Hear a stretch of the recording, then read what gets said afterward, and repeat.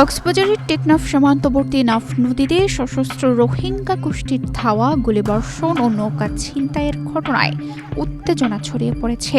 এ ঘটনায় অভিযান চালিয়ে ২ রোহিঙ্গাকে আটক করেছে বর্ডার গার্ড বাংলাদেশ। ৩০ মে শনিবার বিকেলে উখিয়া ব্যাটালিয়নের অধীন হিলা বিওপির দায়িত্বপূর্ণ চর কাব্যিক সংলগ্ন নাফ নদীতে এই ঘটনা ঘটে। বিজিবি সূত্র জানায়, সন্ধ্যা ৫:৩০টার দিকে ২ রোহিঙ্গাকে বহনকারী একটি নৌকা কি হয়েছে? মিনিস্টার ফ্রিজ কিনে হাম্বা জিতেছে। মিনিস্টার ফ্রিজ কিনুন, হাম্বা জিতুন। আরো আছে আকর্ষণীয় উপহার। সুলিশপাড়া বেড়িবাঁধ এলাকার দিকে যাচ্ছিল। এ সময় পেছন থেকে আরেকটি নৌকায় থাকা ৩ সদস্যের একটি সশস্ত্র রোহিঙ্গা গোষ্ঠী তাদের ধাওয়া করে। এক পর্যায়ে নৌকা থামানোর সংকেত দেওয়া হলেও সেটি না থামিয়ে সশস্ত্র গোষ্ঠী ফাঁকা গুলি ছোড়ে। গুলির শব্দে আতঙ্কিত হয়ে নৌকায় থাকা ২ ব্যক্তি নাফ নদীতে ঝাঁপ দেন। এ সময় দায়িত্ব পালনরত বিজিবির একটি টহল দল দ্রুত ঘটনাস্থলে পৌঁছালে সশস্ত্র গোষ্ঠীর নৌকাটি নদীর ভেতরের দিকে সরে যায়। পরে বিজিবির সদস্যরা নদীতে ঝাঁপ দেওয়া ২ রোহিঙ্গাকে উদ্ধার করে আটক করে।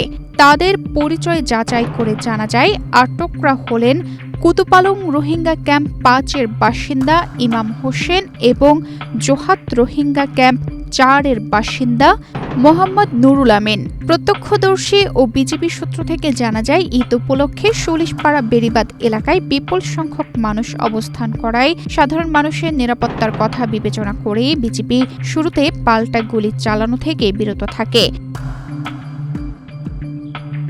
পরে সশস্ত্র গোষ্ঠীর নৌকাটি পুনরায় চর কাব্যিকের দিকে যাওয়ার চেষ্টা করলেই বিজিবি ধাওয়া করে এবং সতর্কতামূলক ৫ রাউন্ড গুলি ছোড়ে। এতে সশস্ত্র গোষ্ঠীর সদস্যরা দ্রুত এলাকা ত্যাগ করে পালিয়ে যায়।